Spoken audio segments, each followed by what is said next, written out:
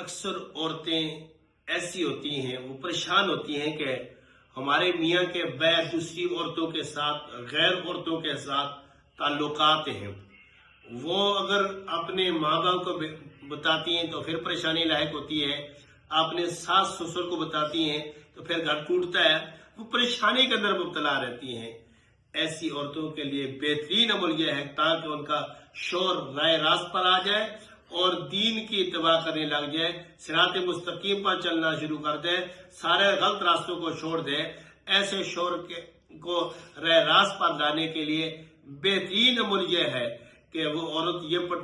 پڑھتی رہے، وَأَلْقَيْتُ عَلَيْكَ مُحَبَّةً مِّنِّي وَلِتُصْنَعَ عَلَىٰ عَيْنِي۔ یہ نمک پر پڑھ کر یا چینی پر پڑھ کر بندے کو کھلا دے، اللہ کے فضل سے بندہ غلط راستے کو چھوڑ دے گا، رائے راست پر آ جائے گا اور جتنے بھی غلط تعلقات ہیں ان کو ختم کر دے گا۔ اللہ تبارک و تعالیٰ اس عمل کی برکات کی وجہ سے اس کے دل میں نفرت پیدا کر دیں گے۔ جب اس کے دل میں غیروں کی نفرت پیدا ہو جائے گی، اپنی بیوی بچوں کی محبت شروع ہو جائے گی تو وہ رائے راست پر آ جائے گا۔ اللہ اس کے رسول صلی اللہ علیہ وسلم کی محبت اور اتباع اس کے دل میں محبت کرنا شروع کر دے گی تو وہ صراط مستقیم پر چلنا شروع کر دے گا۔ وہ بچی، ماں بہن بچی ہیں جن کا شوہر غلط راستے پر چل رہا ہے، وہ نمک پر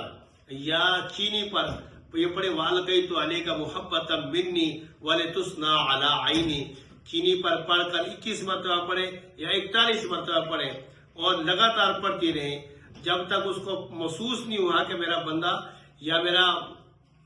بچہ